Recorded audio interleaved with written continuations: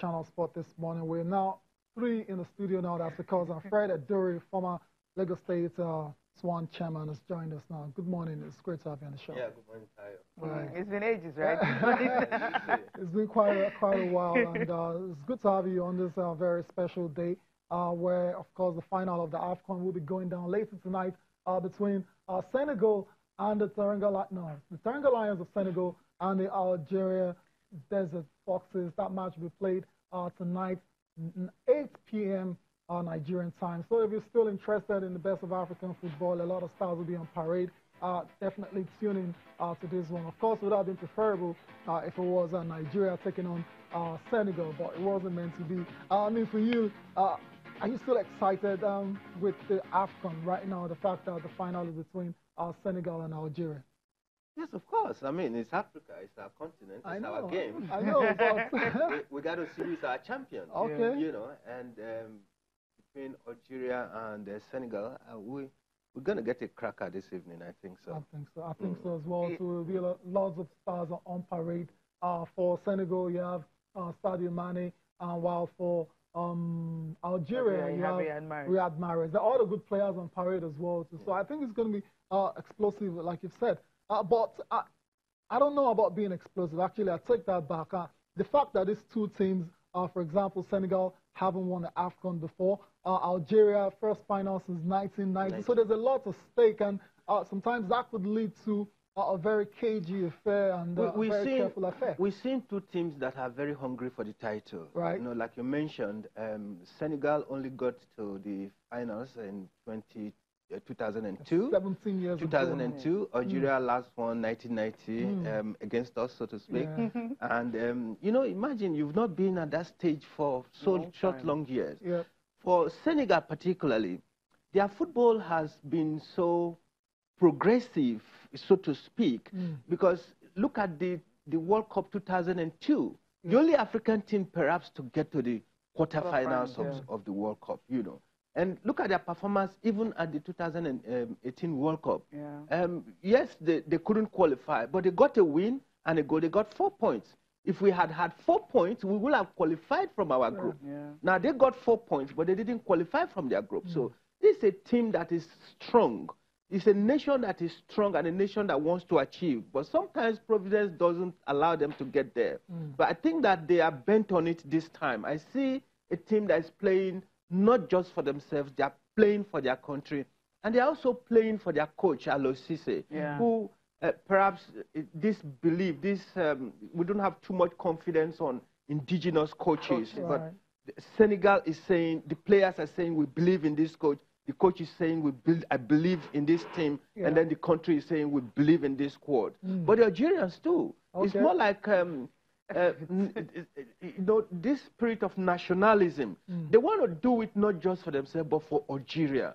It's like Algeria, the name, the profile, the pedigree has been going down. And you can see Bonija, when he lost that penalty, you know, he almost so to speak, committed suicide, you know, and they were petting him and, you know, holding him like a baby, like, not to cry. And when they eventually got through, you saw the relief in him. You saw the fire with which they played against us. They played not just football to win. They played for their country to get somewhere. So there is a lot of fire, you know, between the two teams. And that's what's going to play out today. Yes, the star players, all right. But probably you will see some unsung players that could just take the game today. Because I imagine that Sadio might be manned, Mahrez might be manned, but there will be a magic somewhere. It's like you will see the likes of Mba, so to speak, the kind of Mba we got in 2013. You probably see some unsung players coming up today. You mentioned the two coaches and all. I'm talking about these two guys, they're both 43. I mean, they've missed out the chances to actually win another. At least remember the penalty he missed against Cameroon, and that was how they lost. Now, these two coaches, they were raised in France. I mean, what are they going to bring to the party? Just knowing that, you know, they have this French background, and you have some of their players also having that kind of background. First of all, I think they bring nationalism. That there is a high spirit of patriotism from both the Senegalese and the Algerians. Some people say the Algerian nationalism grew from maybe when they were fighting for independence. No, you probably take that back to, let's take it to France. When Algeria defeated us, the celebration was more, even in France, among the Algerians in France. Yeah, so you see that it's a citizenship thing. That's what we're going to see. And the Senegalese feel the same way because they have the same culture. Now, their players are grown, maybe they are born either in Senegal or Algeria, but they always go through that same route into academies in France. So they have that training, they have that discipline, they have that sense of nationalism that nobody is going to give up today.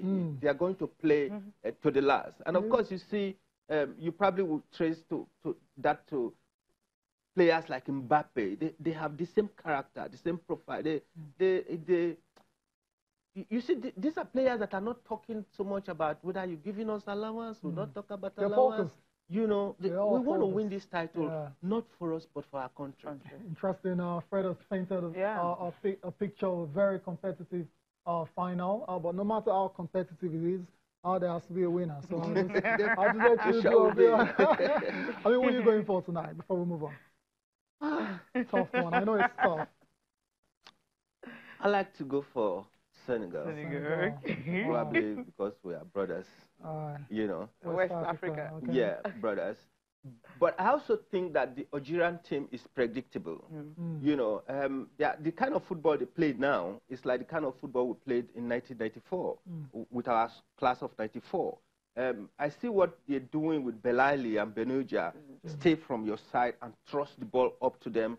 They are fast, they are strong, you know, and that kind of thing Olisa did with people like Finidi and especially Yakini, you know, fast, you know, ball and then strong players with pace and then you hit at them.